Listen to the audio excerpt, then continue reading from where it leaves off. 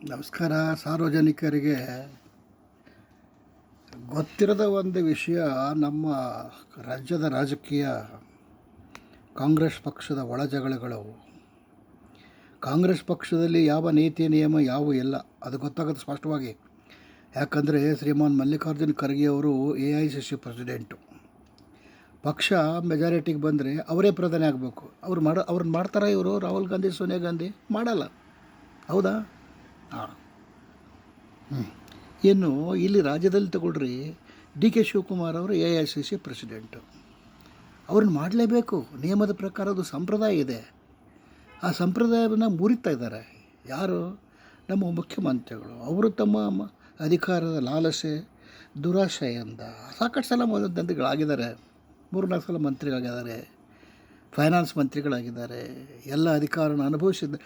ಆದರೂ ಸಹಿತ ಇನ್ನೊಬ್ಬರಿಗೆ ನಾನು ಬಿಟ್ಕೊಡ್ಬೇಕು ಅನ್ನೋ ಭಾವನೆ ಅವರಿಗೆಲ್ಲ. ನಾವೆಲ್ಲ ಬಿಟ್ಕೊಡೋದಿಲ್ವೇ ಸರ್ಕಾರಿ ನೌಕರಿನಲ್ಲಿ? 2 ವರ್ಷಕ್ಕೆ ಚೇಂಜ್ ಆಗ್ತಿದೆ, ಅಧಿಕಾರ ಹಸ್ತಾಂತರ ಆಗ್ತದೆ. ಈವನ್ ಗೌರ್ಮೆಂಟ್ನಲ್ಲಿ ಆಗುತ್ತೆ. ಪೊಲೀಸ್ ಆಫೀಸರ್ ಅಧಿಕಾರ ಹಸ್ತಾಂತರ ಮಾಡೋದಿಲ್ವಾ? ಮಾಡ್ತಾರೆ. ಅದೇ ರೀತಿಯೇ ಹಿಂದೊಂದು ಸಲ ಹೀಗೆ ಆಗಿತ್ತು. ಧರ್ಮಸಿಂಗ್ರು AICC ಪ್ರೆಸಿಡೆಂಟು ಇದ್ದರು, ಮುಖ್ಯಮಂತ್ರಿಗಳು ಇದ್ದರು. ಆವಾಗ ಪಬ್ಲಿಕ್ನಲ್ಲಿ ಕಾಮೆಂಟ್ ಬಂತು, ನ್ಯೂಸ್ ಪೇಪರ್ನಲ್ಲಿ, 2 ಪೋಸ್ಟು ಇಟ್ಕೋಬಾರ್ದು. ಅದೇ ಪ್ರಸಂಗ ಈಗ DK ಶಿವಕುಮಾರ್ ಅವರು ಇದೆ. ಆವಾಗ ಸಡನ್ನಾಗಿ ಧರ್ಮಸಿಂಗ್ರು ಏನು ಮಾಡಿದರು, ತಮ್ಮ AICC ಅಧ್ಯಕ್ಷ ಪದವನ್ನು ಶ್ರೀ ಮಲ್ಲಿಕಾರ್ಜುನ ಖರ್ಗೆ ಅವರಿಗೆ ಕೊಟ್ಟರು. ಇಮಿಡಿಯೇಟಾಗಿ ಕೊಟ್ಟರು. ಅದು ರಾಜಕಾರಣದಲ್ಲಿ ಧರ್ಮ.